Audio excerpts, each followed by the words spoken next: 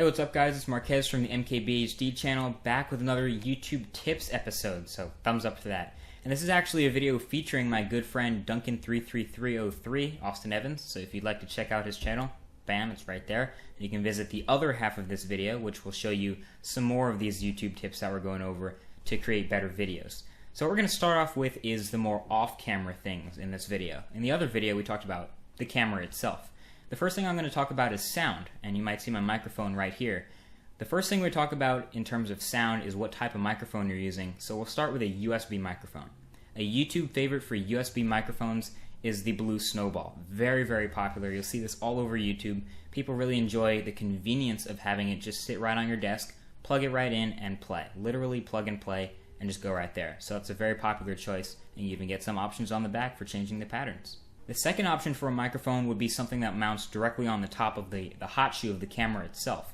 A lot of Canon DSLRs and Canon camcorders have a microphone jack. So the most popular, I think, YouTube on-camera mic is the Rode Video mic. You've probably seen this before. It just mounts right on top of the camera in the hot shoe and is a very popular option for those of you guys who get a camera with a microphone input. And last but not least, there's the completely off-camera stuff that literally sits next to you and you can position wherever you want, not connected to a computer. And the number one option for that would be the Zoom H1. Now you do have to post-produce, you literally have to go back and sync the audio in post-production.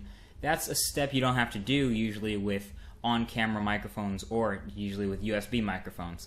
So if you do prefer to have the most control over where you put your microphone and how much volume you get out of it, the Zoom H1 is a great option and very popular for YouTube. One of the best parts of having a DSLR is the interchangeable lenses. What this means is you can swap out the lens for whatever you want. So for example, if I'm shooting right here, a prime lens is going to be nice. If I'm going to be doing a lot of zooming, of course super zoom is going to be good. And if you just want to get by cheaply, the kit lens on your camera is going to be just fine. However, for video, I really like having a prime lens. So for my pick on a Canon, it would be the 50mm 1.8. Now this is an absolutely cheap lens. It's built cheaply. It's called the Plastic Fantastic. However, it is fantastic. So you're going to get some really nice depth of field, and it's going to get some pretty sharp images for the price. Likewise, if you like Nikon cameras, the Nikon 50mm 1.8 is also going to be a good choice.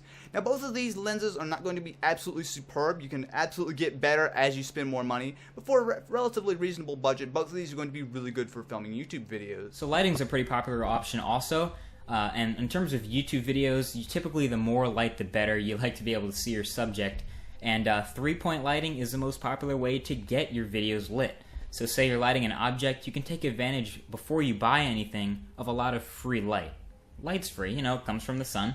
You can use some windows that you have, you can use a video light that's completely out of the range, you can have a light just from the top of your room. And once you get all those lights on, you just want to make sure you have a pretty accurate color representation before you go out and buy more lights. If you do choose to buy lights, there are some very inexpensive light kits from things like Amazon and some even dedicated retailers for video stuff. But I suggest that before you go out and buy lights, you take advantage of as much free light as possible. That's going to help you out a lot. Of course, at the end of the day, no matter what equipment you have, you're going to need to edit your videos. And my recommendation if you're on Windows is to check out Corel Video Studio Pro X4. So I've been using Video Studio for the past couple years now. And while it's certainly not going to be as advanced as something like Sony Vegas, it's also going to be a lot cheaper and a lot simpler to use.